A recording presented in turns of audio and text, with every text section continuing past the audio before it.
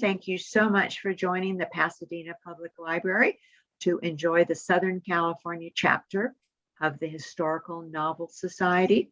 While we're waiting for everyone to join us today, I just want to give you some idea for optimal viewing enjoyment. Today's program will be recorded.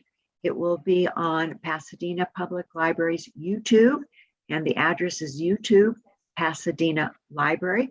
If you would like to see it following the program, share it with your friends. Also, you can see all of our other programs as well.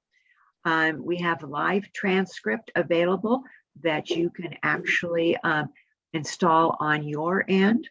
We have a chat feature, and the chat is available to everyone. You can see what the questions are. Please put your questions in chat.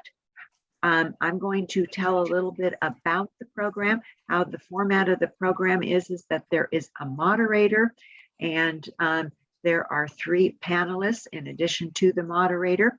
And then following the panel led by the moderator, they'll have questions, and they've assured me that they will take all of the questions that are asked. So as we go along, please think of all of your questions and put them in the chat. So we'll wait just for a few more minutes to see everyone's coming in. Also, you can look to see right now in chat, you can see the websites for each of the authors. So, and our moderator. Our moderator today is Linda McLaughlin. She writes historical and Regency romance. Her latest title is Lily and the Gambler. She also contributed a holiday story to the anthology Sweetwater Springs Christmas by Deborah Holland and Friends. The panelists are Janet Wertman. She writes fiction set in Tudor times. Her Seymour Saga trilogy is available everywhere, and it chronicles the story of the short-lived dynasty that shaped the era. And she's also working on the follow-up trilogy about the story of Elizabeth. Our third panelist is Louise Bannon. She has written several books under several different series, Freddie and Catherine series, the Operation Quicklime series that she spoke about this past week for the library, and Stand Alone Mysteries. She lives in Pasadena. She also teaches classes about how to write a mystery, and she's done several of those for the library. Maybe you've attended those. Another panelist is Colleen Fiedlner. The topic that she's going to be talking about is the now famous Christmas Truce during World War I. She writes historical novels. She's written In the Shadow of War, Spies, Love, and the Lithuania. She's given presentations at lots of libraries around Southern California and have included the Christmas Truce. It's just interesting for World War I. I want to show you a couple of tins. I personally collect English Coronation tins, and King George V was the King of England at that time, and his wife was Queen Mary, and their daughter was the Princess Mary, Princess Royal Mary. And in 1914, she gave all of the troops this tin, and the enlisted soldiers got the tin that was in brass, and they made actually 400,000 of them. And you can see down here it says Christmas 1914. And when they would have opened it up, they would have had cigarettes and chocolates in there as well. Officers also received this tin that has the picture of King George V on it, and there were chocolates and cigarettes in it. And the back of this tin has a little kind of a rough thing, if you can see it here, that they would have actually struck their matches on. So it's just kind of a fun thing to realize how they were thanking their troops at that particular time. And as you know, that was a very arduous world war, as all world wars are.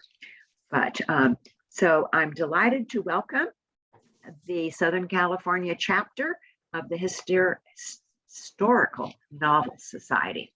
You're pretty hysterical too, so what the hell? Sorry, I'm so much. the Historical Novel Society.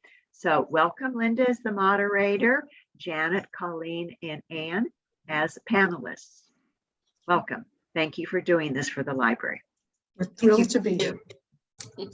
Yeah, and thank you, Christine, and thank you for sharing those tins. That's what a wonderful hobby. Yes. Really interesting. Cool. It's a pleasure for us to be here. We are History Talks, and we're kind of a subdivision of the local chapter of Historical Novel Society. And we give panels and talks about historical issues that we've researched and explored for our novel. Today, we're here to talk about holiday traditions, the important events that come around annually. These traditions are culturally important as well as just plain fun to examine.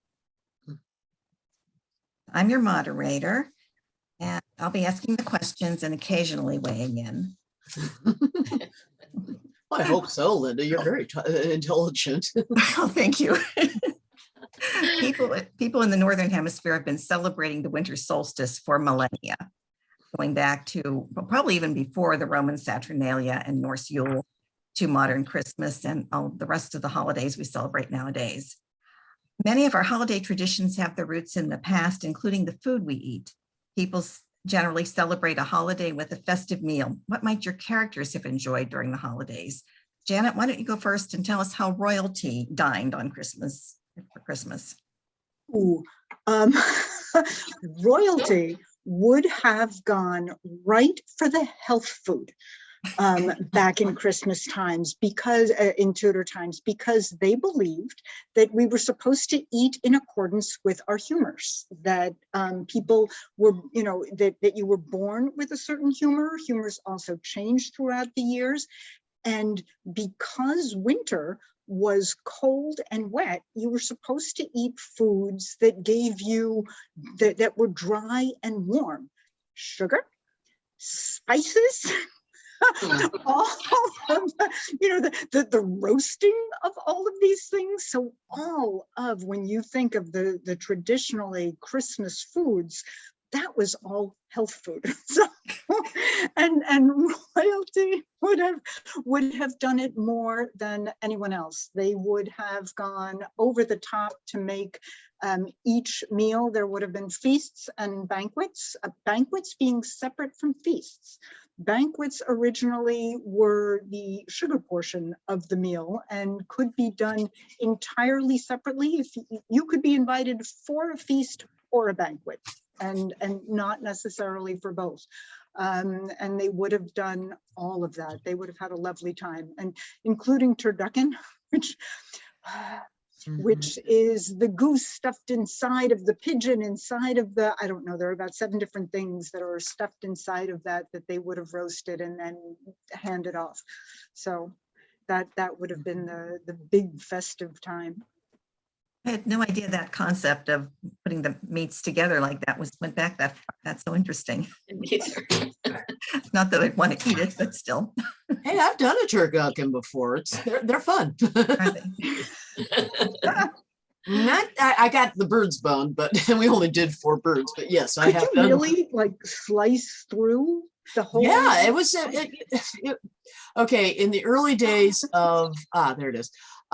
In the early days of Food Network in the 90s, my husband and I, not my ex, my current husband and I were getting together, and Emerald did one, and we said, and we looked at that and looked at each other and said, we got to do that for Thanksgiving next year.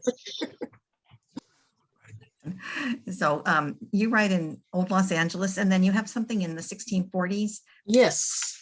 Or what people were eating in those periods? I didn't get so much what people were eating in the 1640s, unfortunately, but I mean, the average person was probably not eating much differently than they were on Christmas. There were some extra sweetmeats around, a little extra treat here and there. In fact, but World Enough in Time. Keep in mind, but World Enough in Time is technically science fiction because it's time travel, but I really did work. I wanted to make sure the history was really good. So, so they would have had little sweetmeats. They would have had maybe as a treat for each of the 12 days of Christmas, which were the 12 days after Christmas. They would have had pretty much their usual diet, because really game was illegal, so meat really wasn't on the menu very much. And there just wasn't a lot available. Chickens were okay. I mean, you could have chicken, and you might have roasted up saved the really fat rooster. If you're out on the farm and you've got pigs, you might have slaughtered the pig and things like that. So there was that. Yeah, the poor people always make do with whatever they can find. Whatever they can get. And that's really what I was looking at, because that was where the characters were at. So yeah, 19th century was a little bit different. Yeah, 19th century, if I can share screen, is that okay? Certainly, absolutely. Okay. I've got up, this is an ad from 1874 in December. And this is Caswell Ellis, fresh foreign goods. And look at some of the fun things they're talking: English fancy biscuit, marmalades, pie fruits, Coleman's mustard, corn flour, Scott oatmeal, potted meats, and crystallized fruits, and of course, genuine Holland gin and genuine Scotch whiskey, and all sorts of wonderful brandies, ports, wines, sherry, bourbon, and selected for medical and family use. So these are some of the things. Food. What? More health food. More health food. Health food, right? I love that. It's true. And so there were lots of these different things that people were eating that would have been considered more of a treat. But again, they're eating what's there. And so you knew in this case, there's a lot of cattle in town. So there are a lot of steaks. There's a lot of chickens around, because this is a largely agrarian, LA was largely agrarian at the time. Even Pasadena was starting to come around, but again, still largely agricultural. And so chickens, cows, and that's the meats you would have had, but there was a lot of it. That was one thing that made the US in particular very different from Europe, was there's a lot of meat available. Right. And people ate it. And Colleen, you had some insight into something happened in the gold rush. Yeah. In fact, I did a lot of research today, and one of the things that I was wondering about was the Christmas goose in England. And apparently what the beginnings of that were, of course, you had the wild turkeys that were from America, mostly the East Coast America, and down into Mexico. But the Spanish brought some birds back to Europe and began to breed them there for food. And so it was a great treat to have turkey. So the first person who made turkey official in Britain was King Henry VIII. He ordered a roasted turkey. And then some of the things that they had with it are kind of familiar, and they imported cranberries and things like that, which I thought was interesting. So in the Christmas Carol story, you had the Christmas goose being served by the poor people, because a goose was pretty cheap back then, or a chicken, but traditionally the goose. So when Scrooge had his epiphany, he brought them a turkey, because that was considered very expensive meat at that point in time. But in my story takes place in 1915 during the war. And of course, the United States didn't have to ration food or anything like that. So they had imported things that were difficult to come by, of course, because ships were being sunk that would bring wines from France and so on. But my family were upper class. And the father was British. So I was thinking, well, what would they have eaten for their Christmas dinner? Well, probably a turkey. Again, because it was a nice status. But as I was researching what Americans ate back during that time period, and Europeans, the word oysters kept coming up. And so I was thinking, I'm working on a book set in California, historically, and I was looking at the gold towns. And in one of the diaries that I read, the woman who wrote it said that it was a big deal. They brought in oysters from San Francisco, and that everybody just loved oysters. And then I read they also canned them, so maybe they weren't fresh. I don't know. She didn't say, but that was a big deal, because they could get steaks and things like that in town, but something like that was more special than other times. But my family would have had things like cranberries.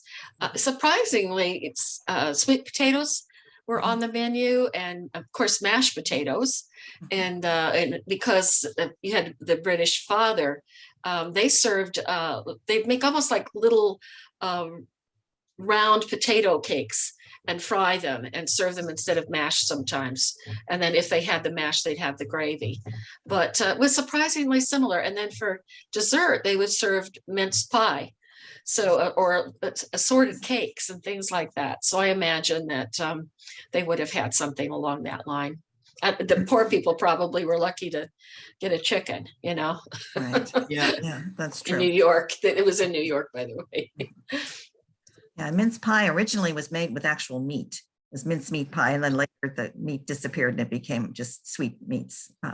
Yeah, I read also about the pies themselves, because you had so many miners and people working in fields and so forth, and they introduced a crust.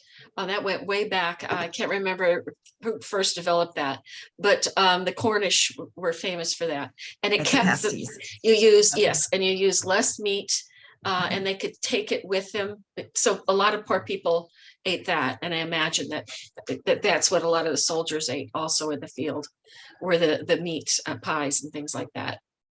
Yeah, I Lily and the Gamblers set in Crest Valley, which has the Cornish population there, and they got their pasty every morning, and they would take it down to the mine with them. They had lunch boxes that had a compartment in the bottom for their tea. Then the pasty went on top of that, and the hot tea kept it warm. And at lunchtime, they would eat it, and they'd hold it by the crimped edges because their hands were dirty, and then they'd eat out the middle and throw away the crust.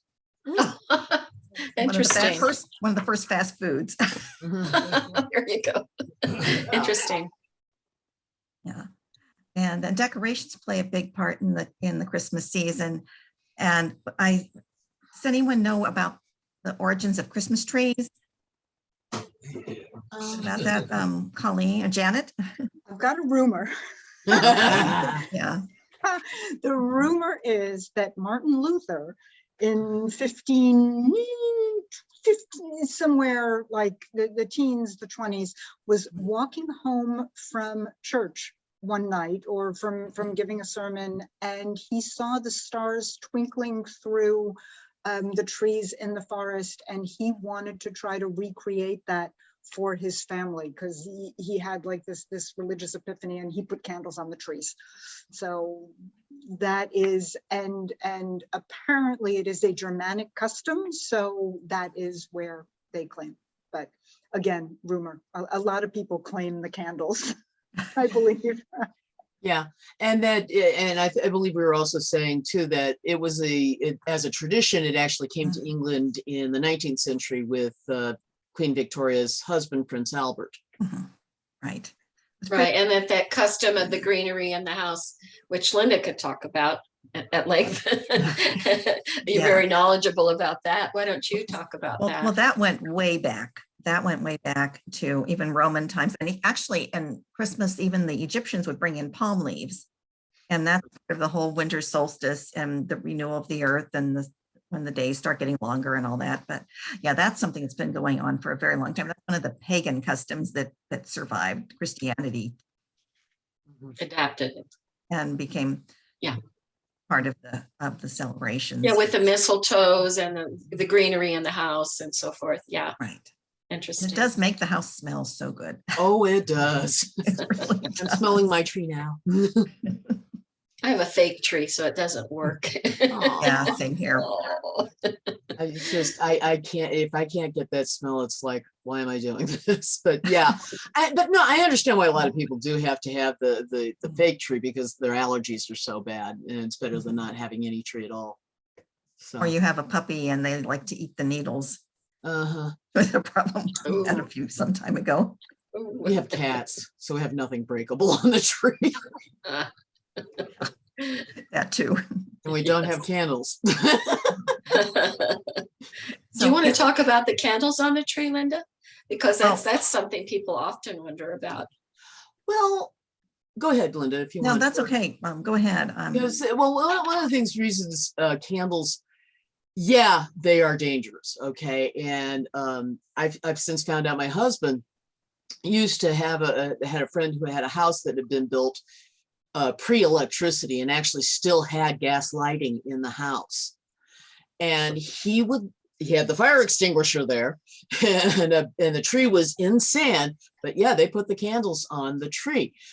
You also have to keep in mind, these are very, very fresh trees more often than not. You didn't put your tree up until Christmas Eve.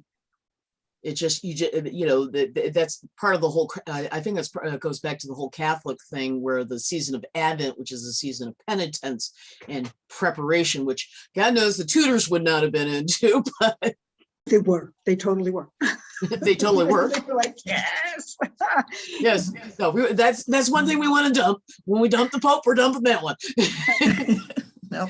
But no, it was a season of preparation, so you didn't really dress up everything until Christmas Eve. That was part of the Christmas Eve thing, but you kept it up you kept it up through January 6th, 12th night, or Epiphany.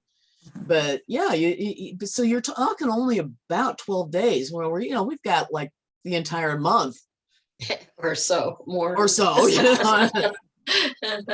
Yeah, and I was looking up about the candles and how they would have put them on the trees, because in the early days they didn't have the clamps, or the clip-ons. Yeah, and so what they did was, like in Germany, you can still get them. They are a little kind of like you put under any candle now to catch the drip. And then it would have that, a little dish on the bottom with a little wire or metal kind of thing, or wood thing to hold the candle in place. And then but it had a weight on the bottom, so that an actual weight, so that it would try to right itself on a branch of a tree or something like that.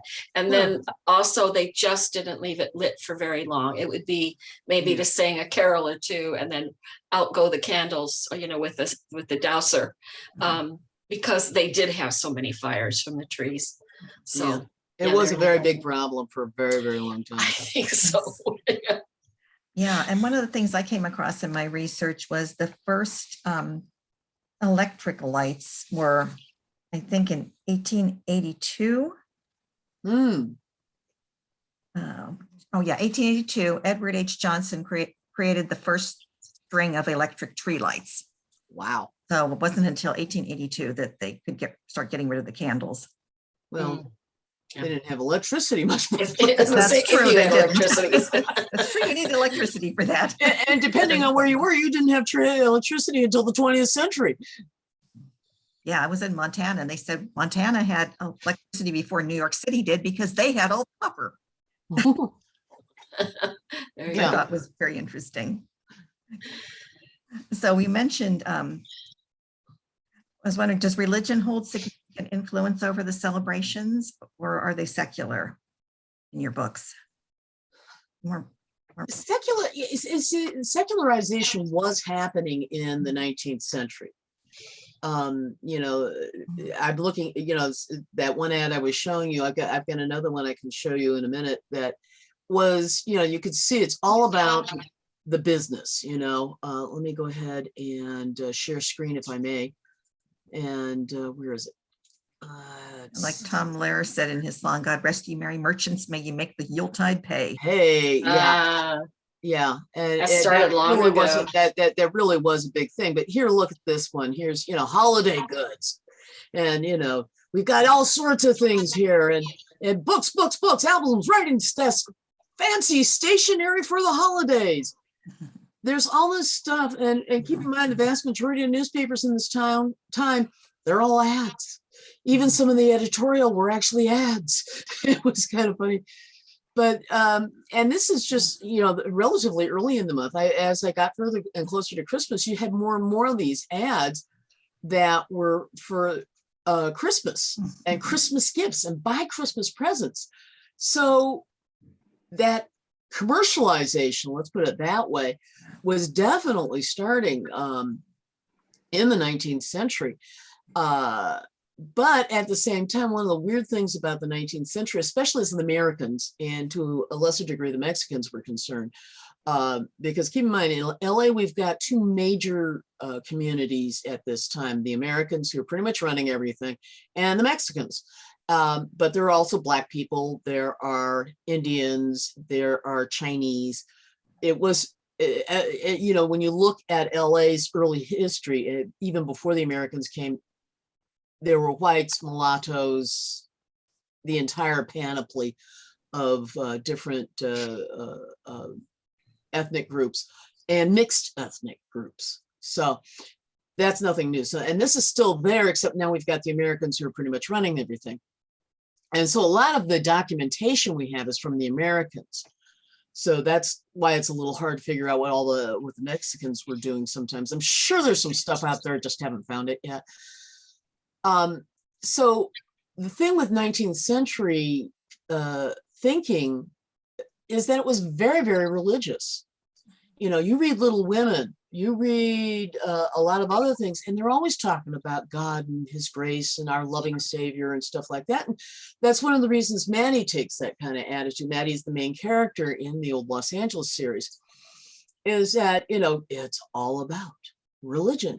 And in this case, it was very Christian, very, very, very, very, very, they forget what, Chinese, they don't have, they're heathens. We don't count them.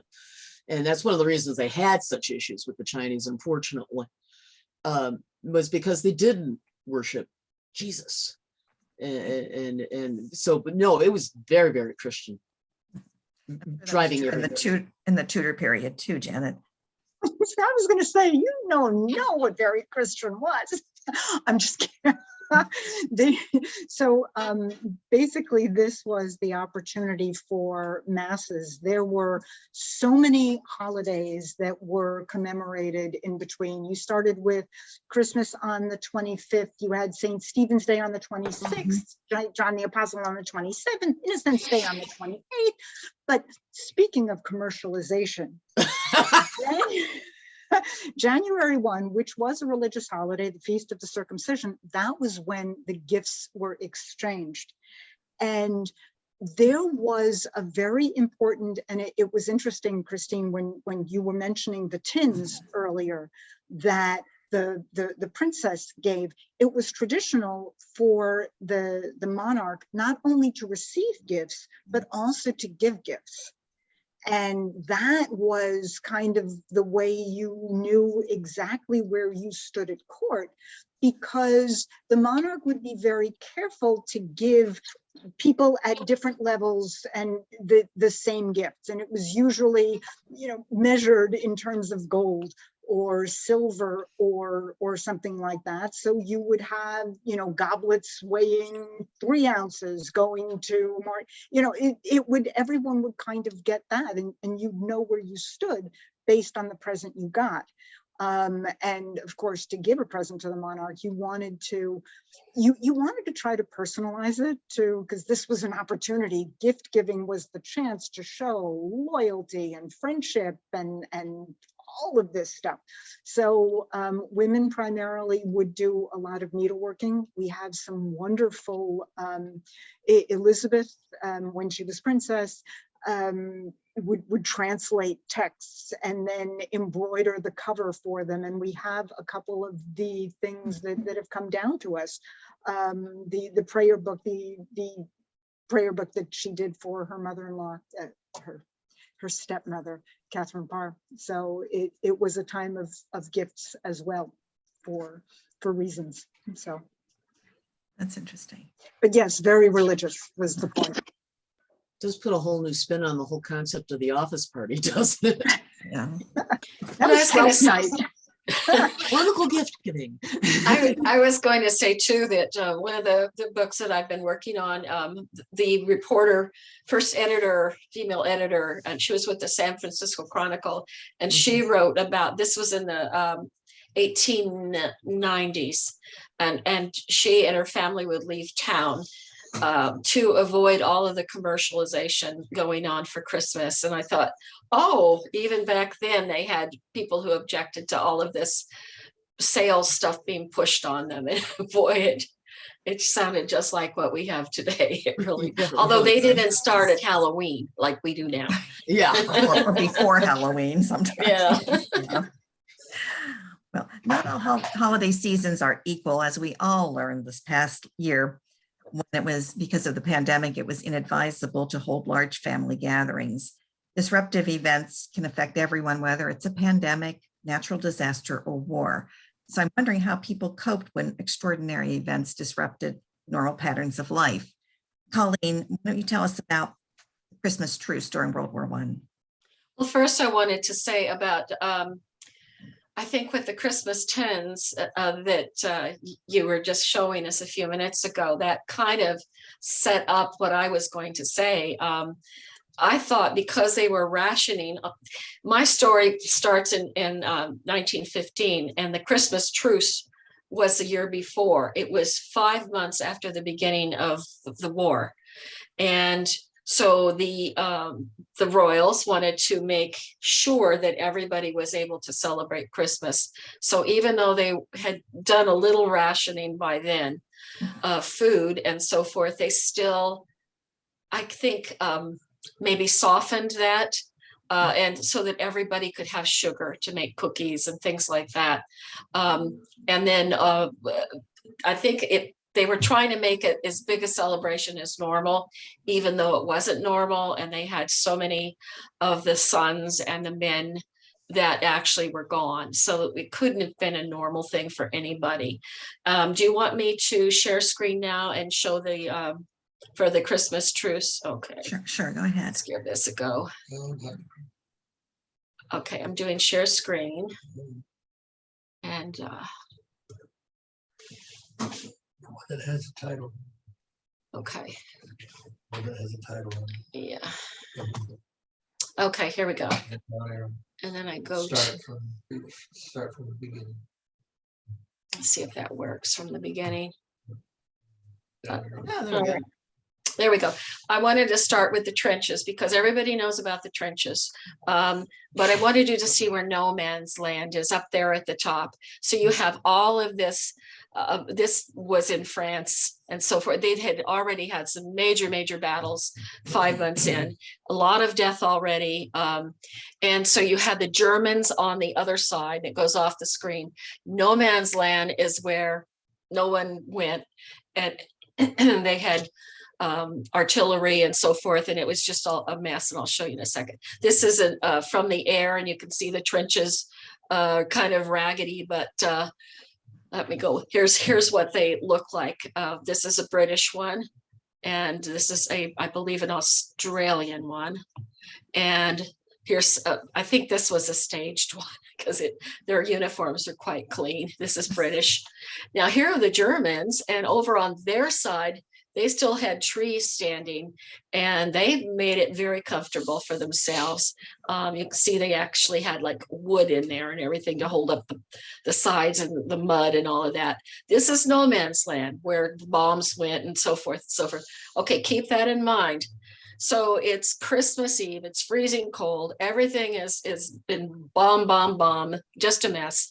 And the British are in the trenches for the night, and they're cold, and they did have food because back there where I was showing you where the camp was, way back from the no man's land and the trenches, they were bringing them up food, which they did, routinely, but they were bringing them things we think like some of the pasties and things like that, the meat pies and so forth, but also tins of cookies and that kind of thing. So the men are hunkering down, the shooting has stopped.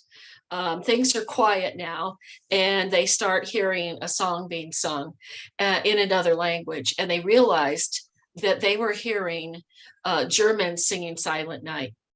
And it got louder and louder, and they joined in their own language and started all the Christmas caroling. Apparently, the Germans had Christmas trees and decorations and lit candles all around their trenches. So you can imagine now the British guys had nothing, it was just rats and dampness and icky stuff. And over there, they had this nice encampment. This is a rendition, a picture of like a tree. He's holding, I'm not sure what that is underneath there, but he is coming out the next morning after a night of singing to declare a truce between the two of them for Christmas Day, because that was the biggest day in Germany, the biggest holiday of the year. And it was so sacred to them that they refused to kill anybody. So you can imagine the British then popping their heads up and seeing these guys coming out of the trenches, no guns, nothing. And they are bringing up things like presents with them. I mean, not wrapped, obviously, but they had tobacco with them and candy and German cookies and things like that. So then the British, and this actually, they believe there were 100,000 men involved in this up and down the trenches in France. And I mean, so these guys started it and it just spread. They actually were exchanging tobacco, cigarettes, hats, buttons off their uniforms as like little souvenirs or something like that. They had pies. I think the British, I read one that letter, and he gave his plum pudding to one of the German soldiers to taste. And then the German soldier gave him a German, one of the gingerbread cookies. They're called Lebkuchen. Lebkuchen. Kuchen, okay, thank Lebkuchen. you. Anyway, and then they broke out after they ate and they smoked. Then they started playing football, which is their soccer or our soccer, and that again spread up and down the trenches. And they did this in no man's land. And like in this picture, I was wondering where the barbed wire is, but apparently they managed to get around that. And then as it started to snow and as the day ended, this is a British guy with a cigarette there, with a German helmet. So apparently he traded his hat with a German soldier. And another thing I read was that there was a barber, a British barber, and he was cutting the German soldiers' hair for them. So come on, in the middle of all of this chaos, it was truly deemed a Christmas miracle. And that the newspapers, of course, picked it up and the word of it spread. Unfortunately, the following year, the British officers did not like what was going on there. Let's see, I get out of this. Hit escape. Okay, just hit escape. Yeah. All right. That didn't work. Oh, you also have to hit stop share at the top of the screen. Yeah. Where's stop share? I see pause share. Oh, there it is. Stop video. Okay, anyway, they did it a little bit again in 1916. Stop videos. Stop. Yeah, there we go. Oh, there we go. Yeah. but because of the war started picking up more and more, the rationing got more and more serious. So by about 1917, it all ended. But it did mean a lot to all of them. And you can only imagine how it was to go through that. And then, have those same guys next day had to shoot each other at each other again. Very poignant story. Yeah. Incredible. Okay. Anyone else have comments about the disruptions? Well, you were talking about this, Linda, about we know about the disruption that the Civil War caused because it's in one of the most famous books we've all read. Christmas won't be Christmas without any presents. It's the first line of Little Women. Little Women. And so what did the March Sisters do? They made do. And I think that's, because my section is also taking place during Christmas during the 1640s at the beginning of the English Civil War. And so, yeah, you're talking about massive disruption. Now, these particular scenes take place in London, which was kind of both-ish at the time. The king was still alive. We hadn't had a lot of the other stuff going on. But, what do? You make do. And keep in mind, one of the characters is also a Catholic priest. So that was also another disruption that they were dealing with because, when things are going bad, let's all blame the Catholics, you know, For at English. least in England at the time, that was, you know, Mhm. if we can't take it, you know, we're going to blame the Catholics. So it's one of those things that it's like we did last year. We made do, we worked Mhm. around it, we Zoomed, we Mhm. did whatever with whatever we had. The March Sisters, which was, you know, and I think that's pretty much, I can't count that as a quasi first person document because it is almost her biography, her autobiography. So, you know, they were dealing with that in that way and finding ways to make do. So, And one of the yeah, reasons they had to make do was because daddy was off fighting and not at home making a living. right. And while Daddy was pretty poor, not really very good at making money anyway, but that's another problem Bronson had. Yeah, that's But, true. okay, And, yeah. and there was, and Janet, in your period, there was a major change in religion in England from Henry VIII. You know. That is true, but that did not change the character of the celebrations because Henry really, he wanted complete Catholicism just without the Pope. He just wanted to be the Pope himself. Yeah.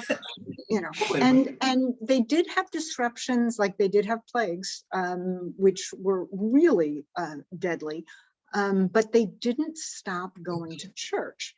When I think of disruption in the Tudor era, I think mainly about Hanukkah. because so technically Hanukkah was not celebrated in the Tudor era because the Jews had been expelled from England and they wouldn't be welcomed back for 50 years after the Tudor era ended. But we do know that there were two communities of people who had been Jewish. There was Henry loved his music and he invited in musicians into his court. Musicians and Black people were very well represented. I'm sorry, Jews and Black people were very well represented among his musicians. There was that community, and then later during Elizabeth's reign, there was a community of doctors, at least until the Earl of Essex decided to accuse them of treason. Long story, we won't go into that. But the point being that there would have been Hanukkah celebrations that would have been conducted in secret, although they would not have been able to eat latkes because potatoes did not come to England until around the 1570s. So the go-to food would have been fried cheese, because you're supposed to eat foods that have been fried in oil to honor the oil lasting. So fried cheese would have been the kicker. That's interesting. Yeah, and you also have to keep in mind at the same time, there were a lot of Catholic priests who were underground, and certainly by the 1640s, definitely underground. They were saying mass in private. There were a lot of them that were martyred, and I know this because there's these memorials to them in this group of prayers that I'm, the Liturgy of the Hours that's put out by this British group, and this priest was murdered. This priest was, and so there was that kind of hushed, we're going to pretend we're really not Catholic kind of thing going on. So, but there were plenty of Catholics still left in England, even well after James and Elizabeth and all those guys. So, And in Scotland also. Yeah. And they were all trying to, as you were pointing out, Linda, I think some other point was that the Presbyterians were saying, oh, no, we don't do this kind of celebration. No, that was what happened in Scotland. They basically banned Christmas for nearly 400 years because the Presbyterian Kirk decided it was too Catholic. And so Hogmanay became the big holiday in Scotland, and to this day is still the biggest holiday. That's New Year's Eve. Mm-hmm. And the haggis and the bagpipes and the whiskey and great big celebrations. Lots of fun. Whiskey. There was plenty in Los Angeles at the time of 1870. Pretty much everywhere. Oh dear. Daddy's home. I'm gonna mute for a second. So, kind of my last question is, what does the illustration of holiday traditions bring to historical novels? Colleen, what do Well, yeah, we talked about this yesterday, that one of the things when you're training as a writer, you kind of need a timeline. And if you're writing, let's use Christmas as an example. If you're writing in December with your characters, no matter what the time period, and you're writing in the United States or one of the other countries that honors Christmas, you sure better mention it, because your characters will be shopping. They can do their other things that you need to do to move your story, but they better be at a department store, or if they're on the range, they should talk about something to do with, I need to make a gift for the person I love or my child or something, but don't just bypass it. And one of my writing professors actually brought in, it was a historical novel writing class, and he actually brought in a novel that had been set in 1918 in the United States, 1918 to 1919, and it didn't even mention the pandemic when all those people died. Didn't even mention Spanish it. flu, yeah. I mean, so we, in writing classes and when we teach writing, just want to say, be sure and have a chronology of what was going on, you know, as your kind of guide. And if people are going to be dying all over the place, even if you're writing a romance novel or something, you could have a letter come in that says Aunt Tilly, you know, had the influenza or something like that. But at least, for heaven's sakes, mention Christmas and what your family did or ate or something. So that is my take on it. Okay, Janet? I love that. But I'm going to kind of riff on that, and I'm going to say include it, but kind of contextualize it, because when we find out after we research and we get all of these wonderful details and, oh, this is really cool, I should put that in too, and I can give a list of all of the dishes, and it's like, no. You need an excuse to put it in there. It's got to illustrate character, or, you know, with the gifts, I'm going to give something important, or I'm going to get them with this food. It's got to fill another purpose. So Absolutely. yes, and that's. But I think one of those purposes is to bring the story to life. The reality is, we are humans, we are social, we celebrate. And this idea that, you know, I mean, I've just finished book 4 in the Old Los Angeles series. That's set in June. And I'm starting to gear up my research for book 5. And guess what? That one's going to take place during Christmas. Why? Why not? I've got a character who's from Boston who has been in Los Angeles for over 10 years at this point and hates it, you know? And one of the reasons she hates it is there is no snow, there's no seasons, which is what I hear from a lot of Easterners. So why not have that? Why not have that deal with? It's just, I've got to find the Mexican customs, which will be very interesting to see if I can find the 19th century Mexican customs, because they were not documented, even though the population at the time was, you know, predominantly, just like now, it was still the majority population in LA at the time. So I've got to find these things out, but I think what they can do is they can bring things to life. Now, here's another twist on this. I write murder mysteries, whodunits. Okay, so, gee, what Christmas tradition can I use to hide a clue? Which is always fun to do. So there are lots of reasons why you want to do this, and but I think a lot of it is it just brings the era to life. It just, you know, it's you know what's going on, you see it and you feel it and all that. Adds depth. And smell it Right, and taste depth. it. And Yeah. Yeah. Mhm. Yeah. So Okay, great. Well, do we have any questions? I don't see any questions in the chat. I do see everybody's website So Ooh, please pay that's attention my to question. that. So if you have other questions for Linda and Anne and Colleen and Janet, I'm sure they would love to hear from you. And you can also go look on their website. But we do have some questions now.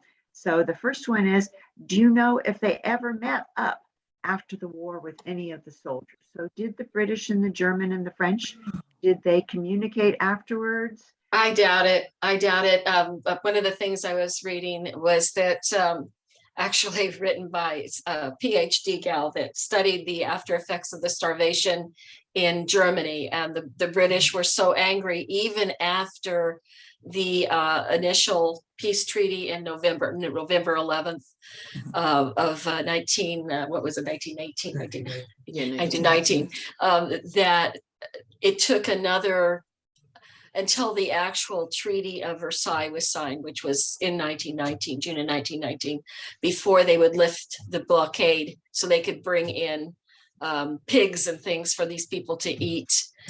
They had blockaded it, even though the United States had provisioned all of this stuff to go to the Germans who were starving to death because of the blockade. So I doubt seriously that after that they had any contact. But it would have been nice. I must say it would have been Would have nice. been nice. There was a lot of bitterness on both sides after that war. Yeah. Oh, definitely. Which led to World War II. Yeah. Yeah. Yeah, directly, very directly. Directly to the World War II. Do any That of was you the write question. then about the World War II or leading up to World War II for the Christmas holidays or holiday traditions? Did it really change that much? No, I don't think so. Well, No. you know, and we've got lots of really good first primary document evidence of what Christmas was like in the 40s because we have all the Christmas movies. Mhm. I mean, you know, yes, idealized in that respect because, you know, but let's face it, there are traditions that happen in the Santa Claus that we all recognize because that's the traditions we have. Well, same thing with a lot of the movies like It's a Wonderful Life and stuff like that. We know about those because they were using, you know, it's like when I'm looking at a movie from that period, I'm not usually looking at it as an accurate representation of everybody, but the phones, yeah. Some of the traditions they had, again, you know, a bishop's wife, they set the tree up on Christmas Eve because, you know, I'm going, why do they do that? Oh, well, it's because nobody did it until then. Great And movie. you know, and yet there's all the tinsel on it and all the other things that, you know, when they carried and, you know, but the phones, yeah, those were the phones they were using then. You know, that the way that rectory looked, the bishop's house looked like a lot of upper class houses at the time. So Yeah, they are good for documenting the way, that kind of thing, definitely. yeah, very, very good for that. And I'm sure World War II, like all other war times, it was do what you can with what you have because there was rationing through that whole war. Oh yeah.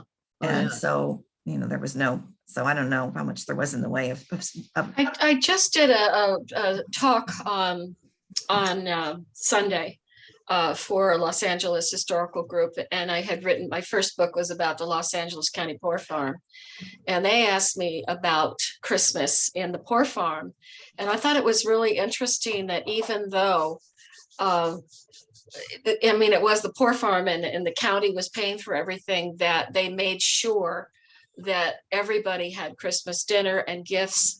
And by the time they got into even the Depression era, the nurses, people were bringing things from home for the wards. The nurses were bringing them in, and the people, even the janitors, and they were bringing food and candy, and on the groups like the women's clubs and so forth were bringing tinsel in for decorating the trees in each ward. And the man who was a superintendent made sure that everybody, there were over 2,500 patients by that time, by the 1930s, and he was bringing in gifts for each and every person that was there.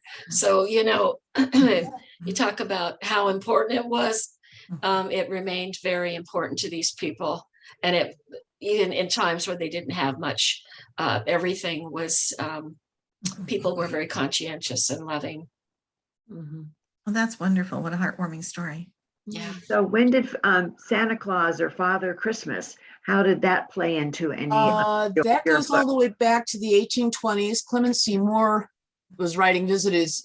It's interesting because Clement Seymour, I did some research on this right before last week because I was anticipating talking about this, so I was excited. But it was interesting that he played on what was already there, Saint Niklaus or Saint Nicholas, whose feast day is December 6th, and was bishop in Asia Minor, who this whole cult sprang up around. He's a 4th century bishop, 3rd or 4th.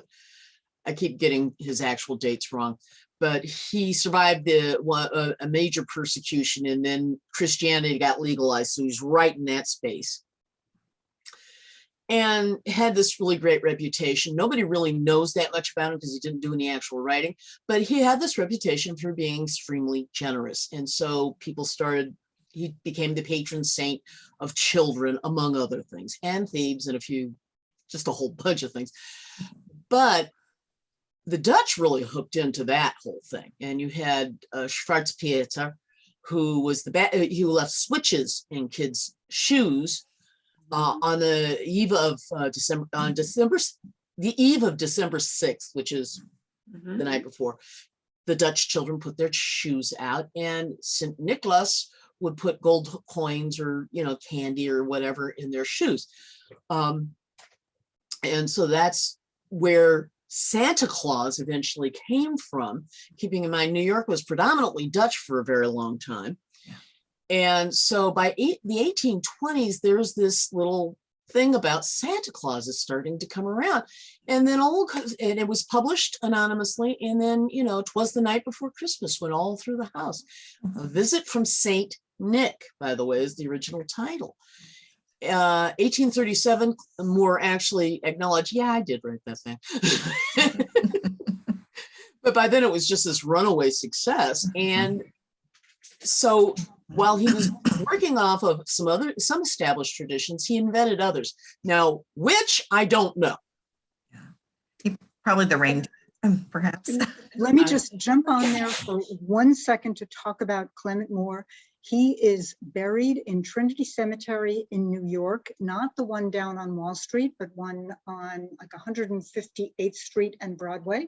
And every year, the Trinity Church, right across from the cemetery, reads "'Twas the Night Before Christmas," and then hands everyone a lantern. 20 years ago, they had actual antique lanterns, and people started stealing them, so they had them. So they created new fake lanterns to hand to everyone to go down, and then they have hot chocolate graveside. So Wow. still today. Oh, can I point out one other holiday tradition that's very big in Pasadena? Very, very, very big in Pasadena.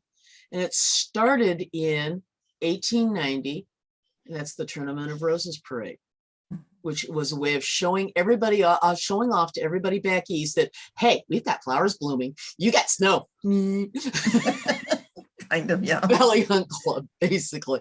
So I just wanted to interject that we do have a holiday tradition that goes back a darn long way here in Pasadena. And it's just this little parade. Nobody really pays much attention to it. As in, I remember watching south that of Colorado from December 31st on. I remember watching that from Pittsburgh and thinking, oh, that looks great. Yeah, I know. It's probably the biggest contributor to California's population on the planet. So I think someone's so. asking Colleen and said that someone just started a Utah Minor book. So have any of you gone to any of the cemeteries here and researched interesting community in Pasadena? Or will you write a book about, well, you've just talked about the tradition of the Tournament of Roses. Will you write about other things here about Pasadena, the history?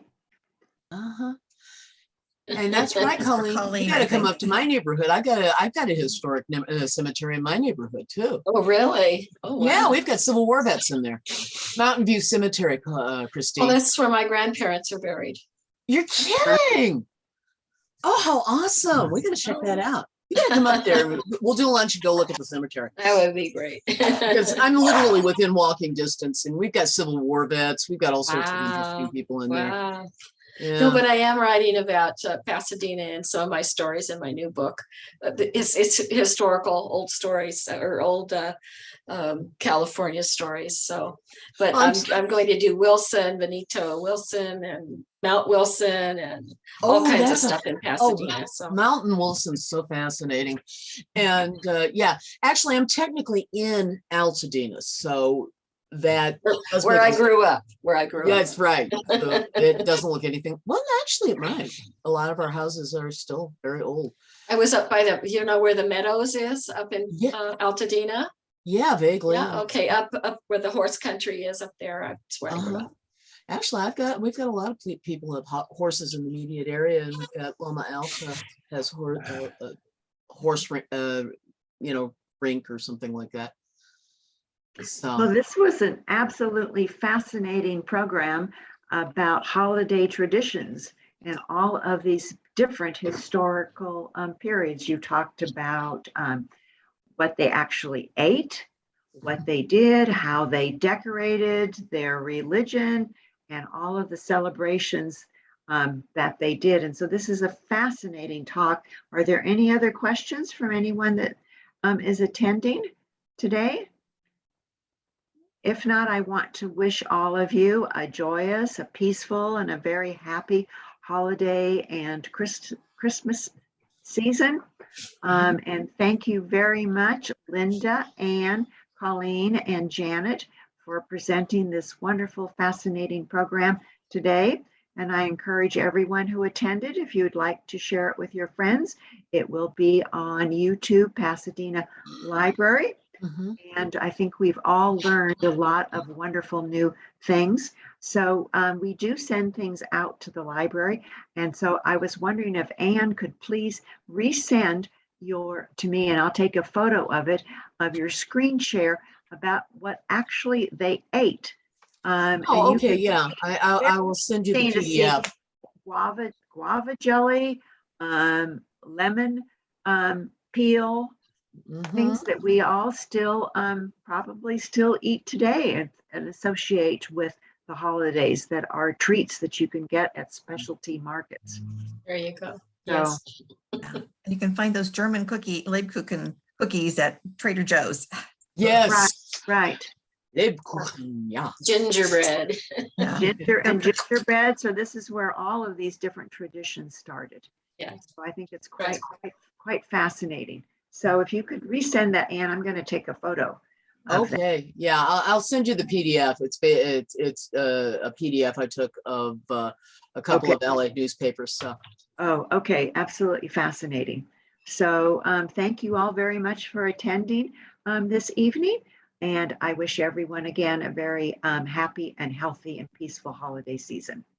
Thank you. Thank you. very much. Thank you for having please us. check out our websites and sign up for our newsletters. I know Joyce Locatel did last week. Thank you, Joyce. So thank you to everybody else who is looking, because this is what we do this for, is for you guys. So thank you for having us.